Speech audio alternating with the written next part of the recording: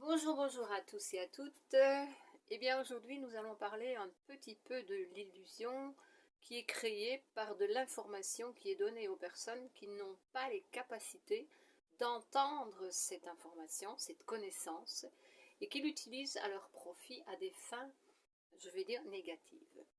Il y a une phrase qui nous a été citée par le grand maître Jésus, qui dit qu'il ne faut pas donner ce qui est sain aux chiens et pas jeter ses perles aux petits cochons de peur qu'ils ne les écrasent en marchant dessus et qu'ils se retournent contre vous. Bon, ceci c'est une phrase, une belle image qui veut nous dire qu'en fait, donner la connaissance aux ignorants, ça peut être dérangeant, ça peut créer des problèmes. Il y a une phrase qui circule, qui a circulé énormément et qui doit encore circuler maintenant, c'est à chacun dans sa vérité. Chacun voit sa vérité, chacun est dans sa vérité. Parce que nous prenons l'exemple du 6 et du 9, si nous le regardons, s'il est mis par terre, bien sûr écrit par terre, si nous le regardons d'un côté, nous voyons le 6, et si nous le regardons de l'autre côté, nous voyons le 9. Oui, bien sûr, ça c'est juste, mais nous allons dire que nous n'allons pas être têtus pour défendre notre vérité, nous allons accepter aussi celle de l'autre. Nous allons nous mettre de l'autre côté pour voir que réellement il y a un 6 et il y a un 9. Cela dépend de la position que nous avons quand nous le regardons. Nous avons besoin d'accepter que nous pouvons le voir dans les deux situations. Ça, c'est très important. Alors, chacun est dans sa vérité. Tout le monde veut avoir raison. C'est ça le problème, c'est que tout le monde veut avoir raison. Mais la raison, c'est pas de la conscience en plus. Donc, avoir raison ou être conscient, ça fait un long chemin entre l'un et l'autre. Parce que pour passer de la raison à la conscience, on vit des expériences d'apprentissage où on reçoit la connaissance de personnes qui l'ont acquise, qui la transmettent, ce qui nous permet de comprendre, d'entendre plus rapidement et d'arriver plus rapidement à la connaissance. Parce que lorsque nous avons déjà reçu la connaissance, quand nous allons vivre l'expérience, nous allons mettre en pratique cette connaissance que nous avons reçue et confirmer que oui, ça fonctionne, c'est bien comme cela. Aussi simple que cela. Donc, nous allons être réalistes, réels. Parce que en ce monde, on nous lance de la poussière aux yeux. On nous lance de la poussière magique aux yeux, vous savez, pour nous faire rêver. En plus des drogues et tout cela, bien, on nous lance de la poussière magique en information. De l'information qui nous trompe et qui finissent par se retourner contre nous. Quand on me dit que tout est illusion en ce monde, je dis non, tout n'est pas illusion, parce que tout est une manifestation de fréquence de conscience. Réfléchissez sur cette phrase. Créer de l'illusion, c'est dire et accepter que tout est illusion. Parce que pour moi, je le dis et je le répète, tout est la manifestation de fréquence de conscience, loin d'être de l'illusion. Voilà. Déjà, cette phrase est excellente pour méditer dessus. Ensuite, nous allons voir alors une réalité, parce qu'il faut quand même qu'on remette les pieds sur terre et que l'on accepte qu'il y a des réalités, les réalités cosmiques, les réalités de la création originelle. Il y a le blanc, il y a le noir. Blanc, c'est blanc et noir, c'est noir. Vous n'avez pas du blanc clair et du blanc foncé. Vous avez du blanc et du noir.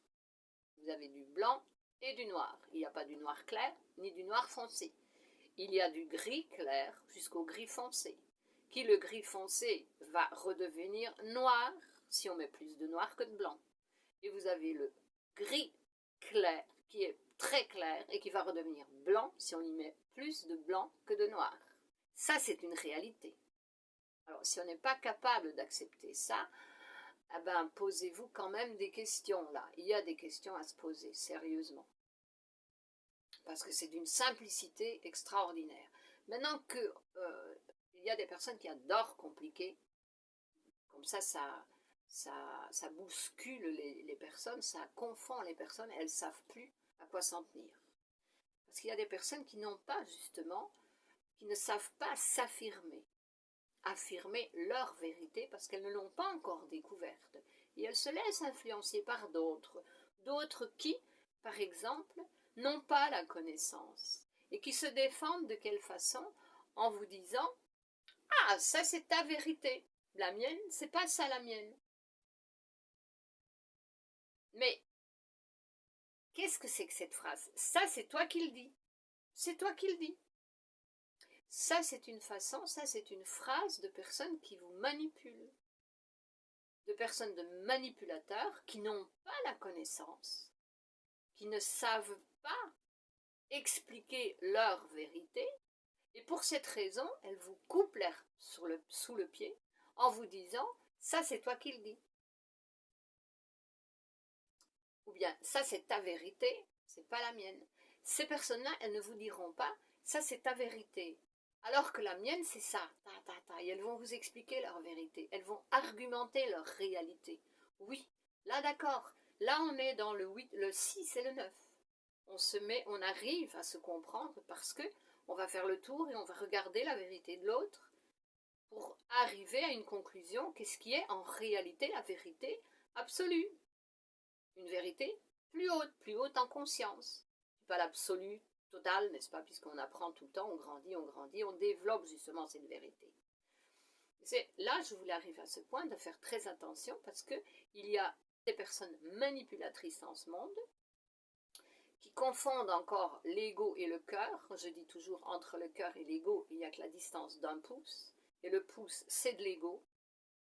Renseignez-vous, chaque doigt a une signification, et la signification du pouce, c'est l'ego.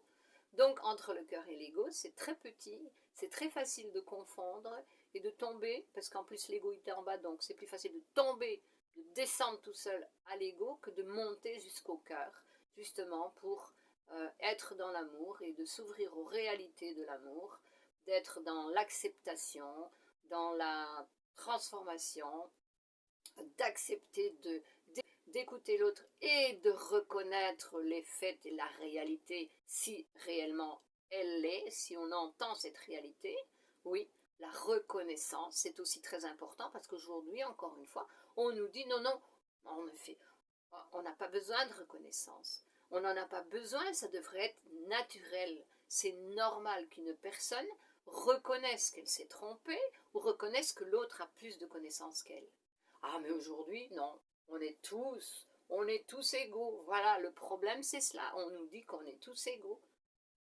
Nous sommes tous égaux, non. L'essence qui est en nous, l'énergie de vie qui est en nous, là oui c'est la même. Mais qu'est-ce qui se passe? Eh bien, c'est que ce qui fait de nous des êtres différents et uniques, c'est que ce qui détermine justement l'être que nous sommes et la vie que nous vivons, c'est la quantité de cette énergie de vie que nous avons libérée de notre réserve énergétique, mais aussi de la façon dont nous avons utilisé cette énergie.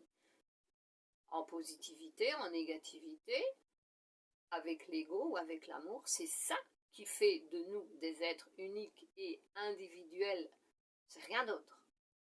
Donc, voilà, le message que je voulais passer pour aujourd'hui, c'est passé, c'est simple et court, je crois. Merci beaucoup d'avoir écouté, abonnez-vous, inscrivez-vous, laissez un like et un petit message si ça vous fait plaisir et partagez surtout si vous pensez que ça peut aider d'autres personnes.